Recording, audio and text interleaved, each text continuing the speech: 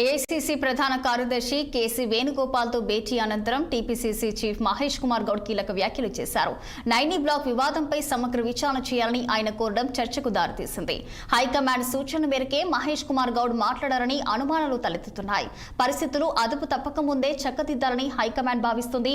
బొగ్గు స్కామ్ తో పాటు హిల్ట్ స్కామ్ ఆరోపణలపై వివరణ ఇచ్చేందుకు సీఎం రేవంత్ రెడ్డితో పాటు పలువురు మంత్రులు ఢిల్లీకి రావాలని ఆదేశించినట్లు సమాచారం.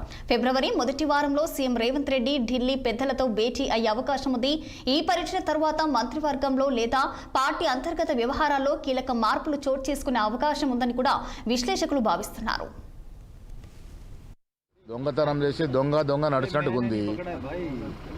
ఎవరైతే కాంట్రాక్ట్ల గురించి వారు ప్రస్తావిస్తున్నారో వారికి 3 కాంట్రాక్ట్లు బీఆర్ఎస్ హయాంలో వచ్చినాయి. ఇది కాదనగలుగుతారా? కొన్ని ఆనాడు కవిత గారు బీఆర్ఎస్ పార్టీలో ఉన్నారు. కేసీఆర్ కూతురుగా నిన్న స్పష్టత ఇచ్చింది. హరీష్ రావు గారు ఏ రకంగా కొన్ని సంస్థలు లబ్ధి చేకూర్చాలనుకున్నారు, కేటీఆర్ గారు ఏ రకంగా కొన్ని సంస్థలు లబ్ధి చేకూర్చాలనుకున్నారో కవిత గారు చెప్పినారు కదా. ప్రజలు గ్రహిస్తా ఉన్నారు. ఇవన్నీ ఫోన్ ట్యాపింగ్ని చాలా తీవ్రమైన నేరంగా పరిగణిస్తూ ఉన్నాను. మేము కూడా మా యొక్క సమాచారాన్ని ఇచ్చాము. ఫోన్ ట్యాపింగ్ అనేది చాలా అత్యంత హేయమైన చర్య.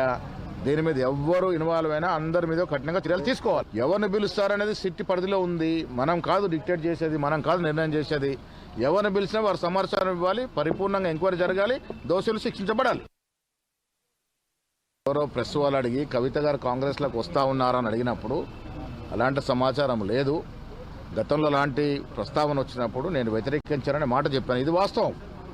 గతంలో ఏఐసీలో ఆ ప్రస్తావన వచ్చినప్పుడు నేనే చెప్పాను, కవిత గారి కుటుంబ సభ్యుల్ని మనం తీసుకోవాల్సిన అవసరం ఇప్పటికైతే లేదు. వారి కుటుంబ వ్యవహారాలు, వాటి ఆస్తగతలు మనం తలచుతున్నాం ఎందుకు? ఇవాళ సమర్థవంతం నాయకత్వం కాంగ్రెస్ పార్టీలో ఉంది. ఇప్పుడు కవిత లాంటి నాయకులు మనకు అవసరం లేదన్న మాట అప్పుడు చెప్పాను, ఇప్పుడు కూడా చెప్తాం. దొంగ